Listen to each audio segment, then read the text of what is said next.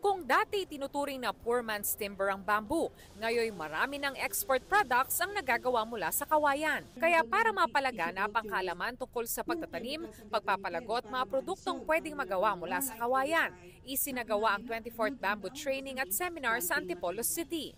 Ang bamboo, napakarami ngayong pangangailangan sa buong mundo na nagiging maging magandang negosyo. At the same time, it purifies the air.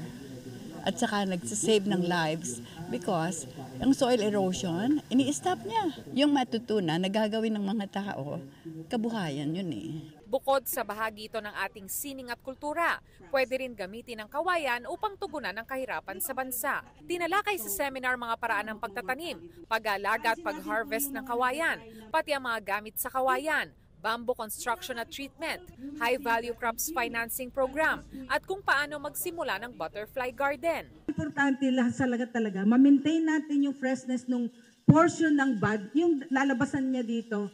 Once kasi na magkaroon ng dahon dyan, photosynthesis will go on, no?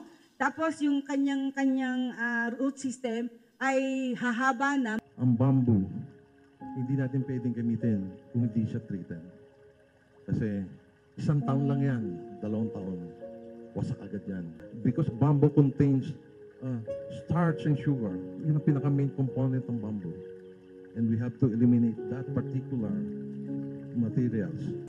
Nag-tour din sa loob ng bamboo garden kung saan mayroong mahigit 40 bamboo species. Nakatanggap din ng mga tanim na kawayan ng mga participant.